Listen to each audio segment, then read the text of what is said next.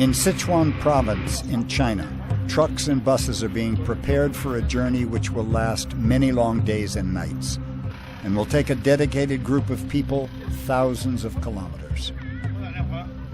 This convoy of vehicles is preparing to set out on a major rescue mission. And this is where they're going for the rescue. This is a so-called bear farm. The word farm sounds so normal, so innocuous. But it's not innocuous. It's actually a cruel, heartless place. The bears exist in these cages their whole lives, some for as long as 30 years. Some of the cages are so small that the bears can hardly move. There are probably more than 9,000 bears trapped in cages like this in China alone, and several thousand more in cages in other Asian countries. The reason the bears are being held in these cages is to drain the bile that's stored in their gallbladders. The bear's bile is used as part of traditional Chinese medicine. And so the sad truth is that in order to provide an at best tenuous human health benefit, these bears must live in a permanent state of living death. Ironically, bear farms were originally authorized by governments to protect bears. Bear farming began in the early 1980s in North Korea and then leached its way through into China. And the Chinese government felt that by caging a bear for the entire lifespan, they would ostensibly be saving these bears from being killed in the wild for their whole gallbladders. And of course, gallbladders have been used within traditional Chinese medicine pharmacopoeia for anything up to 3,000 years, but it's always been a very limited use. But today, with the explosion of bear farming, what we're seeing now is bear bile being used in teas and tonics and wines and even toothpaste, things that are utterly unnecessary. As bear farms proliferate, help is at hand for the bears. Jill Robinson is founder and CEO of Animals Asia, an organization that rescues bears and provides sanctuaries for them in China and Vietnam. Not surprisingly, in China, bear farming exists where the wild populations exist. So it is prevalent, say, in the north, in Jilin and Heilongjiang provinces, and then in the southwest, Yunnan and Sichuan provinces, and a little bit more in the south, in Guangdong province. It happens in other pockets across the country, but those are the main provinces. And over in Vietnam, of course, across the country, in fact.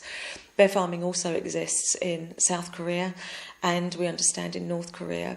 In China, there are various methods of bile extraction, and of course the free drip fistula is the most modern and the one accepted by the Chinese government, having believed the farmers that this practice is humane.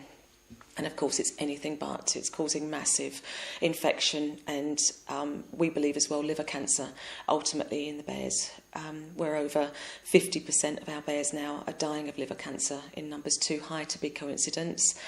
There are, of course, other methods, 7-inch metal catheters embedded into their abdomens, rusting away with rust flakes in the bile itself.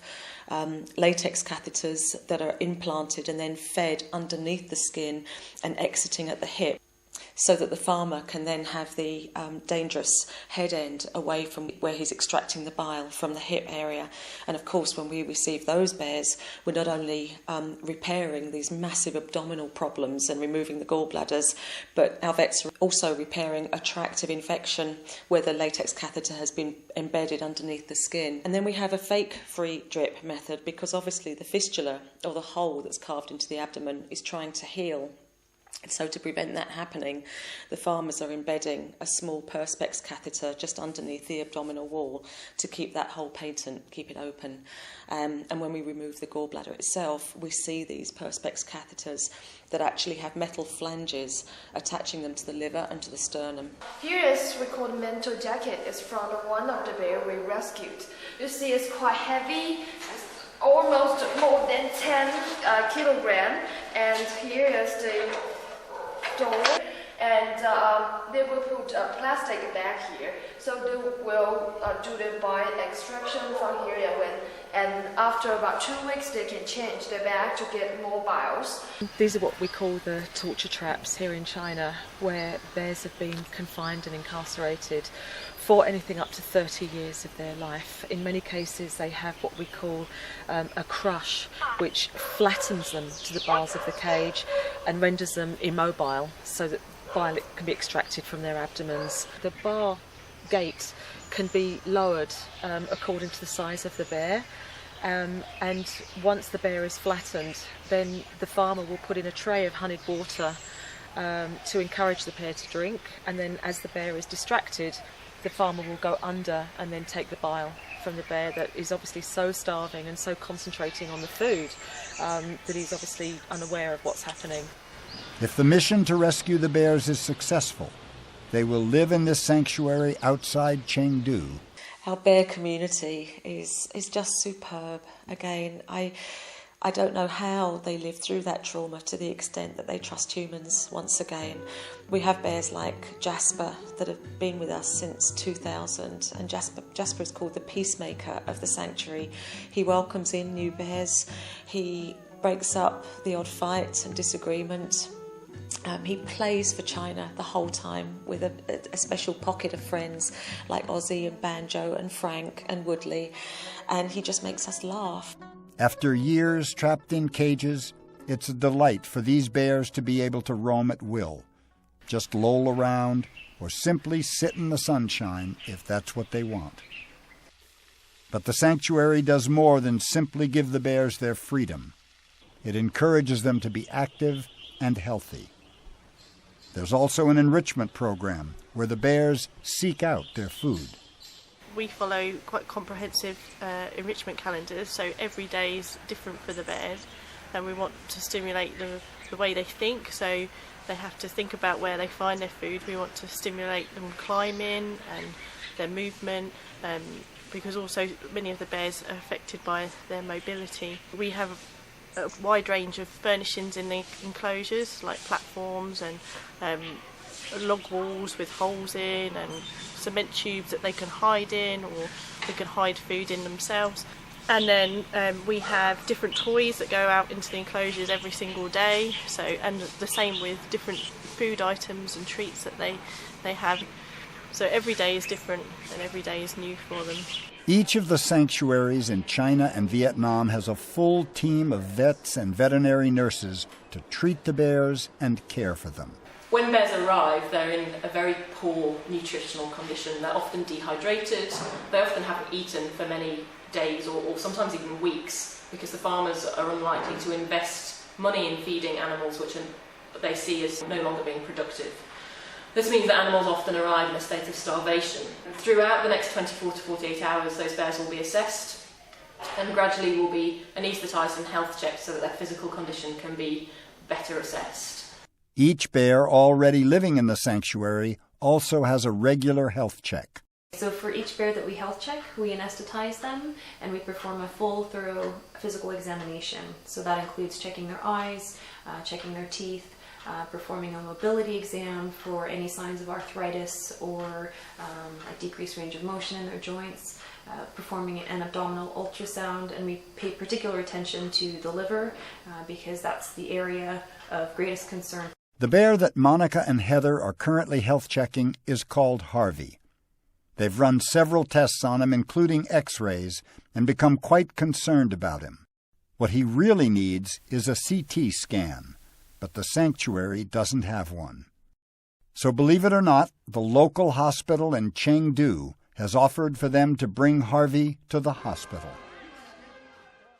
Obviously, the last thing an amazed crowd expected to see at the hospital today is a bear. The contrast that we injected into him beautifully highlight the kidneys, they highlight the ureters, and then the dye suddenly is visible in Harvey's urethra and not his bladder, where it should be noted first before it drains into the urethra and out. And we're quite relieved that he doesn't have a tumor. Sadly, not all bears survive once they reach the sanctuary. Because of their earlier maltreatment, many of the bears have already developed cancer and diseased organs. A part of the sanctuary has been set aside where the bears are buried. Jill Robinson feels each death personally and regularly visits their graves. But the rescue center has just received some good news. We got a call from the Shandong authorities who said we have one farm with 10 bears and we'd like to make Shandong bear farm free. Will you take the bears? We said, would we ever? It's not only about closing one farm, but also about closing the farms in one province. You know, after this rescue, that province will be bear farm free. However, the logistics involved are extensive. I know the bear has to be rescued within a week, or about a week time. And it's about 3 days travel from where we are in Chengdu. And I have to make sure that all the equipment and the people will get there 1 week by today, ready to go and take the bears back. So it's very, very intense. The bear farm is in Shandong province, which is a drive of 2,000 kilometers each way. We knew that we would have to have at least 3 trucks to put the bears in their recovery cages into these trucks and have a backup of a couple of coaches with our support staff, and that we would be on the road for at least 3 days and 3 nights. There are 10 bears on this farm, and from what we know, there are 6 Asiatic black bears or moon bears and 4 brown bears. We know what type of vehicle that we would need, how to set it up. You know, so everything becomes very easy. You know, the setup is quite easy, but just not knowing what to expect when we get there is, I think, is the hardest part. We don't know very much about the condition of the bears. We do know that they apparently have metal jackets on. Unfortunately, we've been trying to negotiate with the farmer, and they are unwilling to allow us to actually remove the metal jackets from the bears. And this is extremely concerning to us because if the metal jackets are removed prior to us actually arriving there, there's a possibility that the farmer will actually rip the catheters out of the abdomens of these bears, and that can be extremely risky. If you can imagine, the gallbladder that normally sits by the liver has now been abnormally and surgically fixed to the abdominal wall, and there are indwelling catheters. If you rip the catheter out, there's the risk that that gallbladder will retreat back into the abdomen, which means you have bile potentially leaking into the abdomen of the bears. Most gallbladders that we find during our cholecystectomy or gallbladder removal surgeries are really infected, so there's a potential that these bears will then develop a peritonitis or an infection of the abdomen, which is it's a very, very, very serious and a life-threatening condition. With all the crews and their equipment in place, the convoy sets off. It's an exhausting journey of approximately 2,000 kilometers, driving from the southwest of China to the northeast. But finally, they reach the bear farm. The team are excited at the prospect of rescuing the bears, but there's a certain amount of trepidation about in what sort of condition they'll find the bears. There are still some last-minute arrangements to make with the bear farm owner, but Jill manages to take a quick look. The bears have indeed been kept in shocking conditions. What we have now is 10 bears on this farm, and apparently we have 2 brown bears and 2 black-brown hybrids and 6 Asiatics. Clearly 8 of them at least have the evidence of wearing full metal jackets around their abdomens and around their chests, and 1 possibly has not. While the final negotiations take place, the medical teams arrive and prepare their equipment. The negotiation with the farmer was a problem. You know, we understand that this bear farm invested a lot, and during the past years he was not really making money, and he wants a very high compensation. The farmer wants us to compensate not only the bears but also the investment on the buildings, on the manpower there, a lot of things, and we didn't agree. We cannot agree. With discussions still happening, the medical teams wait patiently. Finally, the bear farmer relents and agrees for the team to take all the bears. However, there's a huge amount of work to get through. The bears will be removed from their cages one by one, and each bear will be checked carefully to assess its condition. We've divided into 2 teams. Each team has a vet and a vet nurse, and we anesthetize bears, pull them out of their unsafe cages, do a brief health check, make sure that they're going to be stable as much as possible. We try to make sure that they don't need any emergent intervention at this time and that we can safely get them into a cage and safely transport them back to our center. Monica prepares to anesthetize the first bear. The team waits for the anesthetic to take effect. Then, very gently, begin to ease the bear from the cage.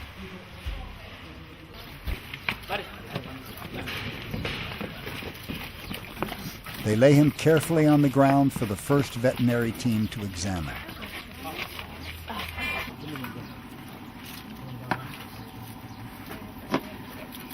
We have to determine with these bears that are coming in, the level of pathology. And what we're looking for here is gallstones within the gallbladder, any liver cancers that are often killing our bears. We're looking to see if teeth have been badly cracked or shattered and exposing pulp and nerves, so that we can then, give them the pain medication that they obviously need straight away. We are looking at the eyes, and then finally we can just prioritise them for when we get back to the centre to understand which bear needs surgery first. As the examination commences, careful note is taken of the bear's condition. What they find is shocking. This is a brown bear, so already this is against Chinese regulations for farming and catheterising them. This bear, as you can see, obviously does have a catheter into the gallbladder and the abdomen, which again is against regulations. It's pouring here with bile and blood and pus. Very obviously, every time you squeeze, more is coming out. And he also has a massive great hernia as a result of the inappropriate surgical procedures to insert this catheter. He's in a bad way. He'll need extensive surgery when he gets back. He's also been in a cage for many, many years. These pads are just hideous, and they represent an animal that hasn't stood on solid ground for a long, long time. You can see there's big holes in the teeth back here. It's just a mess. Normally these teeth would be just long and sharp like any other carnivore, and all of these teeth have been cut back. And you can tell that they've been cut because they're very flat in line with the gums. They're not sticking up at all, so they've all been cut level with the gums. So this bear basically has no teeth, and then at the front, and then the ones that he has at the back are just rotten and black. It's just from a bad diet, lots of bar biting. You can see there's big holes in the teeth back here. It's just a mess. Everything's rotten and infected, and all of that infection will go through into the bone of the jaw and the nose, and that will be really, really painful. The crew prepares to bring out the next bear to the second vet team. On the ground, they discover part of a primitive jacket that has obviously just been cut from the bear. But there's another nasty surprise waiting. Yeah, the cage is supporting the roof, and the roof just fell in. Yeah. But when they move this cage, the whole building's going to fall down. Yeah. I mean, look at it along here. We don't need to move that. No. And the cages that we come across generally are fixed to the ground. So, it's not sensible to take the whole cage. So, and also our cage is much more sturdier, much more well built. And also when on the road, it gives us good access with food and water and observation and all sorts of stuff, so it will make total sense, to put the bear into our cage on the transport. One by one, throughout the long day, each of the bears in turn is thoroughly checked. But with all her experience, eventually one bear is too much for Monica.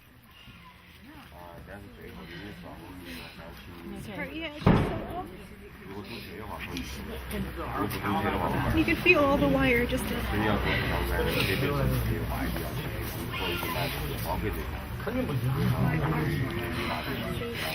Sorry?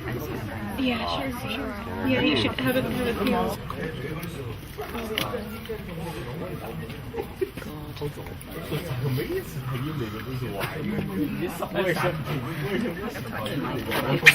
It's really wide. It's like that inside the catheter, and it's wired. So I think if it's similar to the old style, it will be one of these metal flanges will be into the liver lobe, and one of the flanges will be into the sternum to keep it straight, to try to keep it rigid within the abdomen. It's actually tissue that's in that hole. It's not even cotton wool. But look at this cotton. Look at this. Quite dirty. Oh, what's that wire stuck to? Very dirty. What's that wire stuck to? Yeah. There's probably a lot of mess in there, probably a lot of damage inside there. How he's lived through, I don't know. How they ever lived through this. Shame. Shame on them. The teams are still working as it gets dark and have to finish the health checks under lights. Eventually, the bears are loaded onto the trucks and the exhausted team members head for home.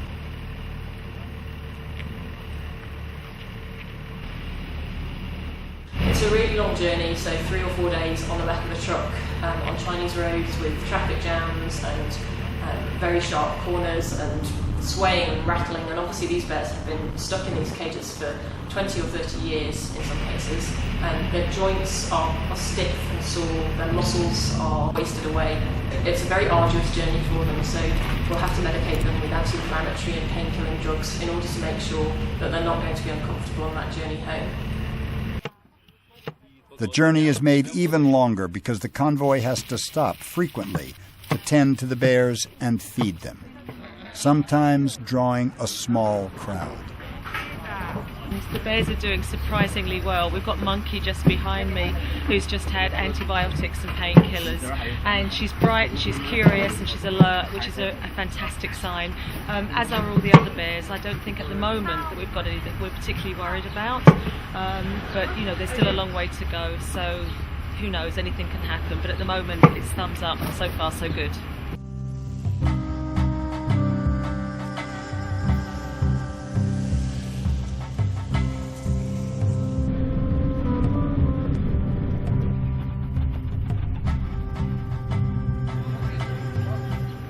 Another stop and another interested group of onlookers.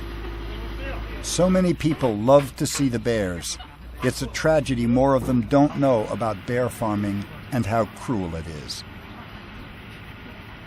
The stops are important to monitor the health of the bears, clean out their cages, and give them fresh food and water.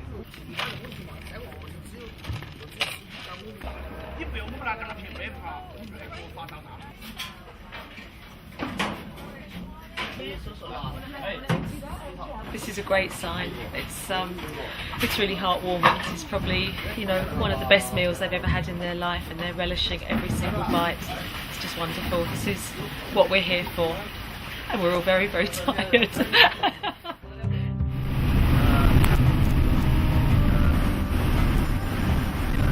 Back on the road, even though the team are clearly exhausted, there are still reports to write and notes to be transferred. About 250.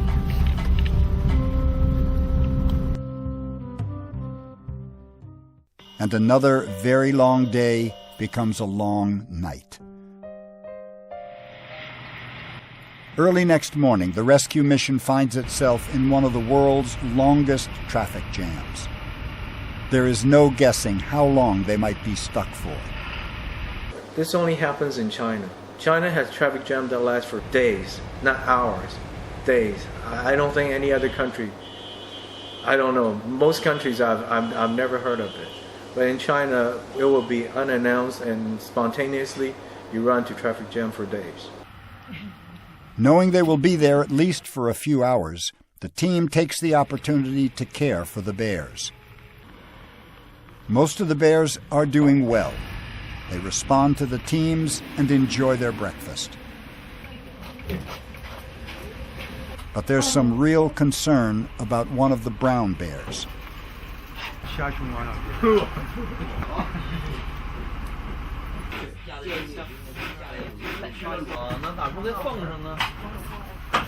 Full of antibiotics, penicillin. IV and just keep her kind of sedated and it'll be in the long run more stressful than just guiding her with all those medicines. Definitely, if we get flood her with antibiotics and painkillers now, she should last for the next 24 hours. Yeah. So at least, and by then we'll be home. Yeah. Let's do that. This is the bear that we were most worried about when we were on the farm. We wanted to anaesthetize her straight away because she was the weakest bear. She's very thin. She's very deformed because her diet has been very bad, and she has a catheter in her gallbladder still. She's been the most sick out of all of the bears that we have here.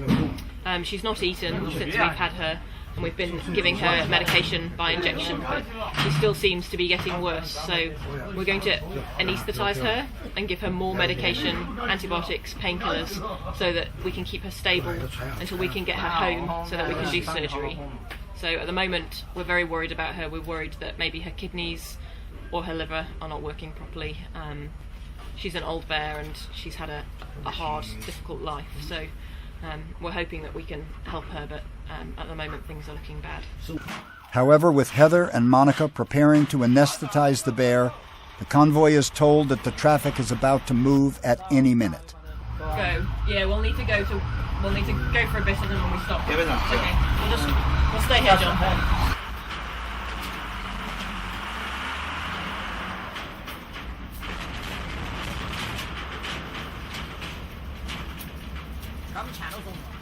After a short distance, the traffic stops again, giving them the opportunity to put the needle in. We might be moving for quite a while. But Heather and Monica become increasingly worried about the condition of the brown bear, now established as a male that they've named Oliver. His abdomen feels very hot. He's got a lot of bile leaking from his belly, and we're very concerned that he might be developing some peritonitis and have a raging infection around his extraction site. So we've felt that it's best to proceed with surgery if we can. And so we need to figure out where we can do that. Most likely it'll be on the back of this truck, and we need to source some oxygen for our transportable anesthetic machine. Yeah. Do we know, is this traffic just to get through the toll, and then once we get through the toll? Okay, thank you. We've just left Xi'an. We've got about another 12 or 13 hours of travelling before we get back to the sanctuary. But in the meantime, we have a really sick bear here, a boy called Oliver, who has not eaten since we've actually got him away from the farm. His abdomen is very hot, he's leaking bile, he's leaking pus. So Heather's not taking any chances. We're taking him over to the hospital where they've got oxygen, we can anaesthetise him, and she's going to go in surgically and find out what's going on. We just don't know until we go in, so we're just keeping everything crossed he's going to make it. The vet decided we need to get to the hospital. I started to tell our PR manager, I said, Rainbow, go to the tow booth office and see if we can get some help. The tow booth's administrative people sent out their staff to direct traffic so we can get to the tow booth. And then once we get to the tow booth, we had a police car there waiting for us to escort us to the nearest hospital.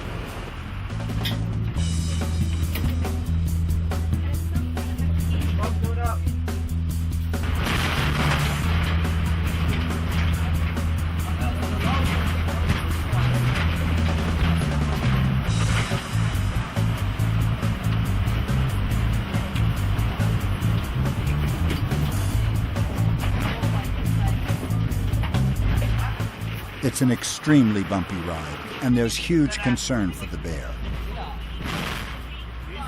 But eventually they arrive at the hospital.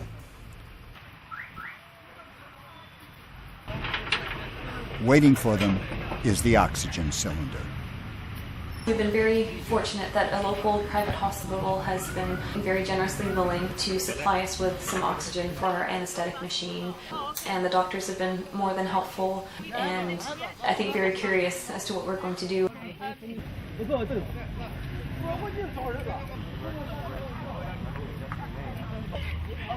They carefully ease the sleeping bear out of the cage and carry him into position.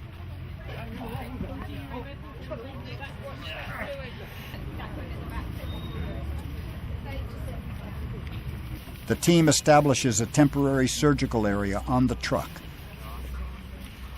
It's starting to rain, but the fast assembling crowd is fascinated. We felt that if we didn't intervene now and perform surgery, he might not make it back to the center alive. Obviously, performing surgery on the back of a truck is far less than ideal, but again, it was either that or we might lose him, so we decided to proceed.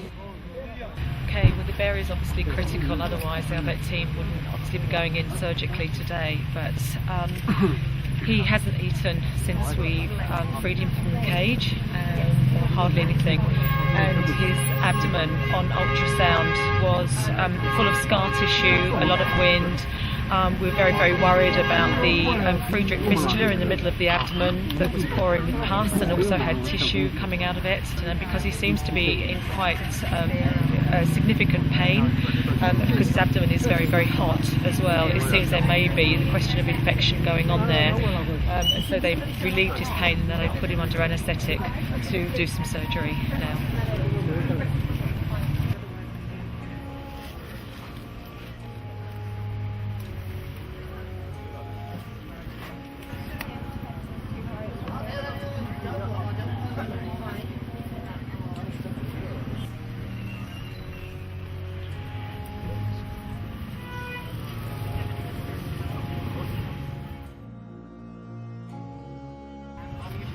The operation lasts for hours, but the crowd continues its vigil.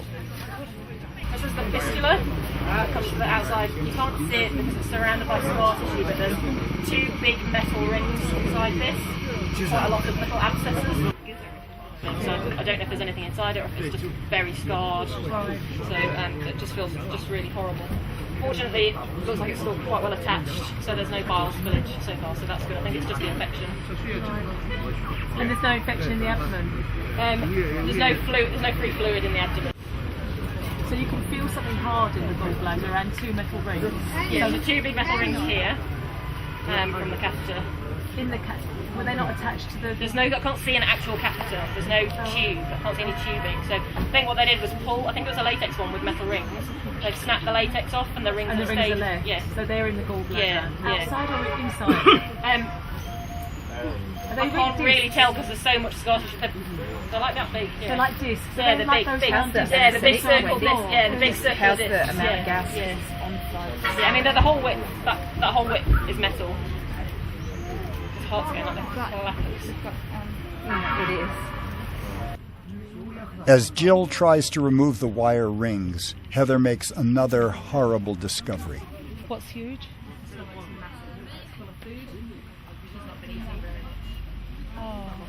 Because he hasn't eaten properly for years, Oliver's stomach is swollen and in a terrible condition. Oh my God.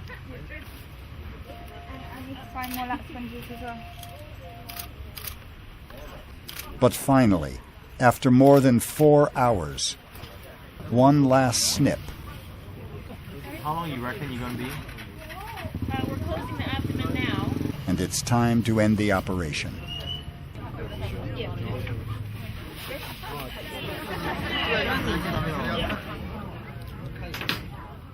It's running full bore. This disgusting contraption was keeping an illegal catheter embedded into the bear's gallbladder and abdomen, and after a 4-hour surgery, our vets have finally been able to take this thing out.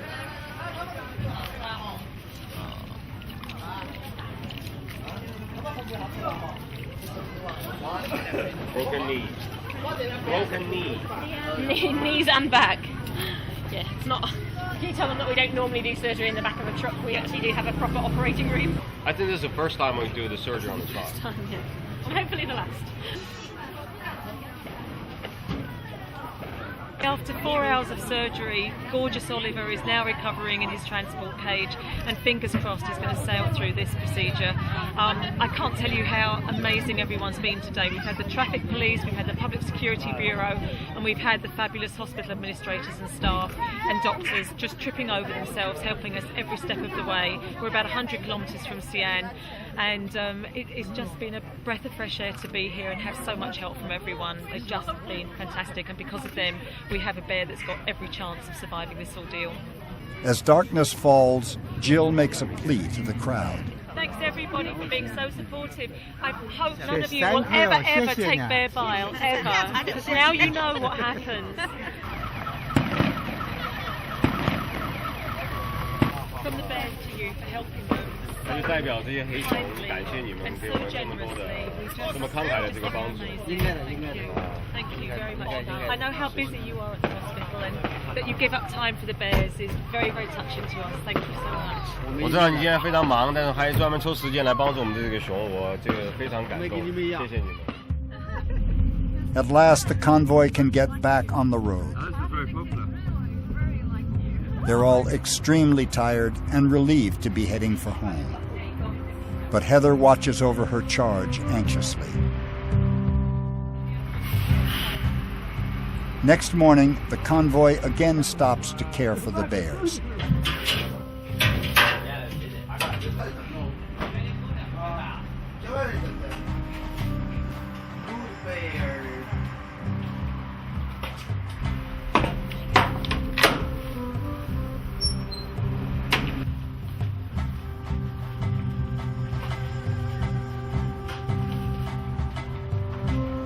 It's time to check out how the bears are traveling.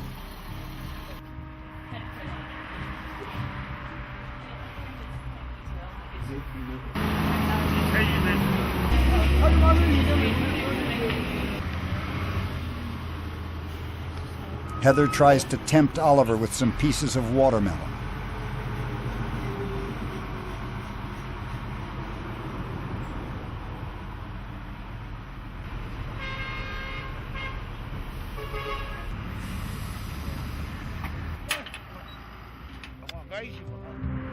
Then they're back on the road for the final leg of the journey.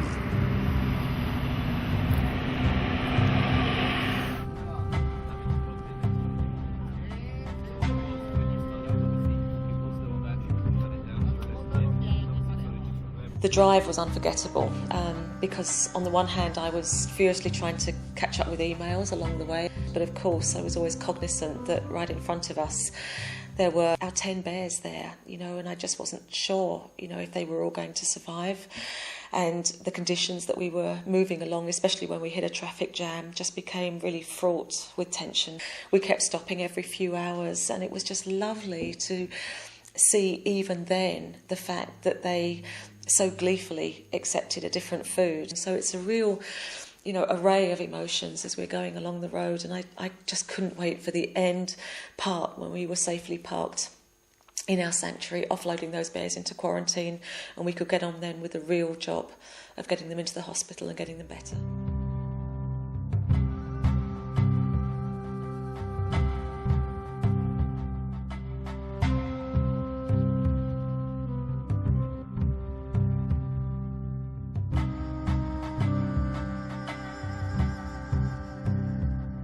They climb into the mountains of Sichuan province as day again turns into night.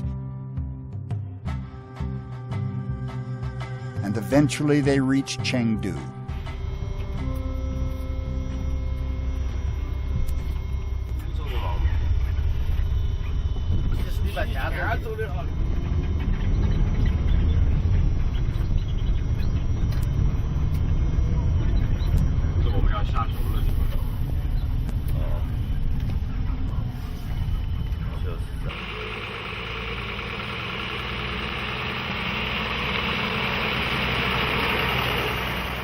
It's late at night when the convoy finally pulls into the bear sanctuary.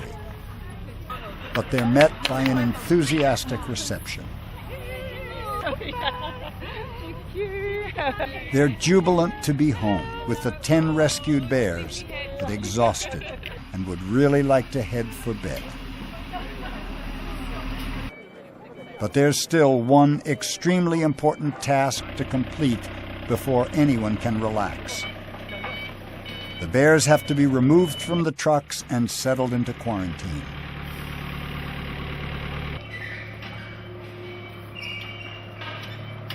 This has been the most incredible journey, I think, of all the years that we've been rescuing bears. Every single one of them is just in a hideous condition, and it's just such a relief to get them home now with us so that we can start repairing their broken bodies and getting them out into their grassy enclosures to enjoy simply being a bear. We finally offloaded the last bear at 2 a.m. when we got back from Shandong, and by the time everything was finished and we'd done final checks and fed the bears and had some food for ourselves, we flopped into bed about 5 in the morning, looking forward to, a few hours of proper sleep after having 3 nights on the road. And it wasn't to be, because the very next morning we were up at 7 greeting monks that had made a 30-hour train journey of about 2,000 kilometres to come and pay their respects, not to us, but to the bears. And it was the most wonderful thing.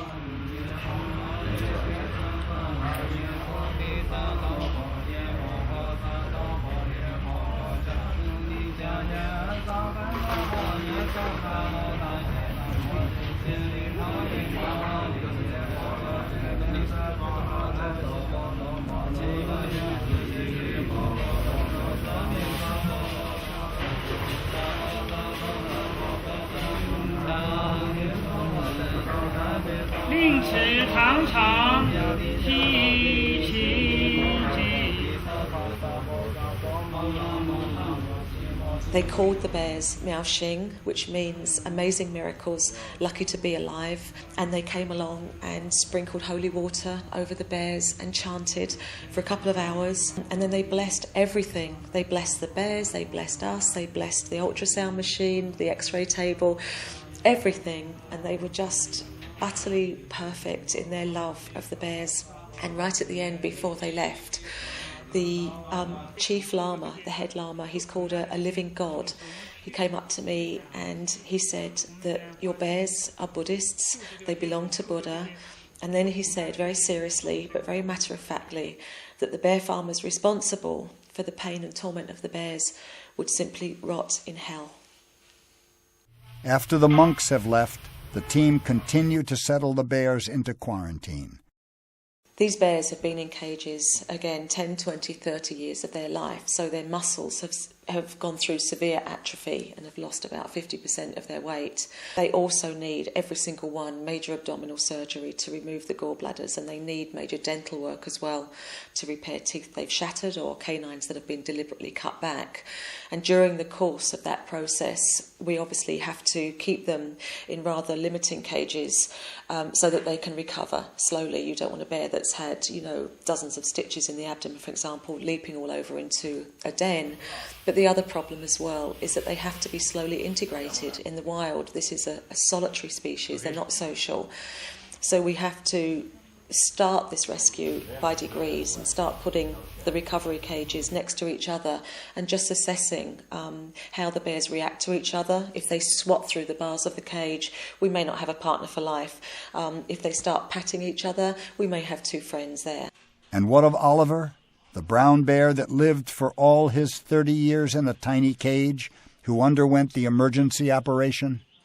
Luckily, the story is good news for Oliver. We got him back to the centre, and within a few weeks, after doing dental work as well, we managed to get him fast-track into a den where he obviously now is behaving just like a bear should after 30 years of being in a cage.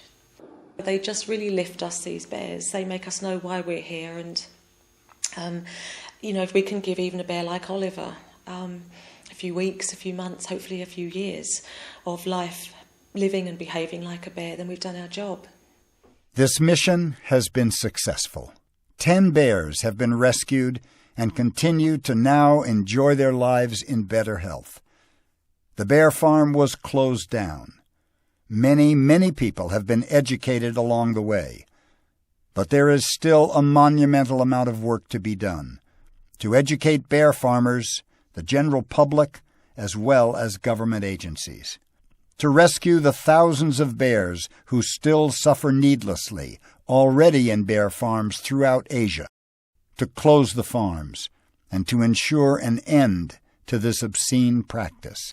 Why do it when it just hurts and degrades these animals so badly, of body and mind, and when it shames the countries where it exists, and I think, it's not just this sort of Western attitude. We're joined by so many people now across Asia that hate bear farming. In the meantime, we can celebrate the lives of all those bears that have been rescued, living out their days peacefully and happily.